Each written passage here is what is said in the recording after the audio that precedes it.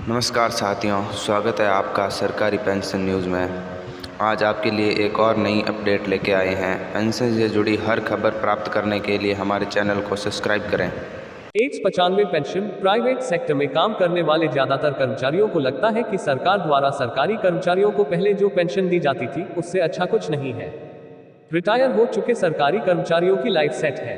जब तक वे जीते हैं उन्हें पेंशन मिलती है। उनके न रहने पर उनकी पत्नी को पेंशन मिलती है और पत्नी के भी न रहने की स्थिति में बच्चों को भी लाभ मिलता है। 195 के तहत भी जो पेंशन बनेगी वह भी बिल्कुल वैसी ही पेंशन है।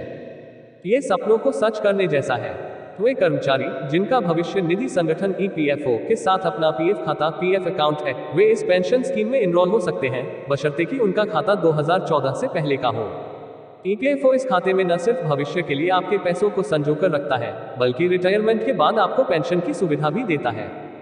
कर्मचारी पेंशन स्कीम एक इसी तरह की योजना है जहां प्राइवेट कर्मचारियों को भी पेंशन की सुरक्षा मिलती है। EPFO ने साल 1995 में इस योजना को और आकर्षक बनाया था और इसका नाम बदलकर 195 कर दिया। 195 ऐसी पेंशन योजना है जिसमें EPFO कर्मचारी के साथ उसके पूरे परिवार को पेंशन की सुविधा देता है।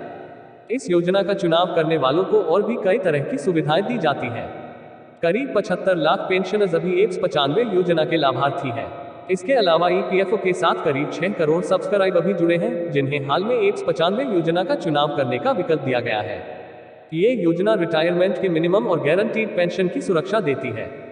इस योजना का चुनाव करने वाले कर्मचारी अगर मिनिमम 10 साल नौकरी करते हैं और 58 साल की उम्र में रिटायर होते हैं तो उन्हें गारंटीड पेंशन का लाभ मिलता है। ये पेंशन किसी भी हाल में 1000 रुपये महीने से कम नहीं होगी। रिटायरमेंट के बाद कर्मचारी को आजीवन इस पेंशन का लाभ मिलता है। पत्नी और बच्चों को कितनी पेंशन? अगर पेंशन धारक के साथ किसी तरह की अनहोनी होती है तो उनकी पत्नी को पेंशन का लाभ दिया जाता है।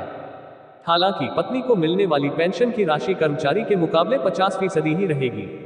इसका मतलब हुआ कि अगर पति को 10,000 रुपये पेंशन मिलती थी तो उनके न रहने पर पत्नी को 5,000 की पेंशन दी जाएगी।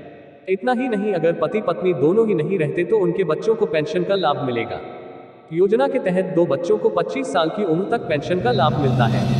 ये मूल पेंशन का 25% होता है, यानी अगर मूल पेंशन 10,000 रुपये थी तो बच्चों को 2,5 हज़ार की पेंशन दी जाएगी।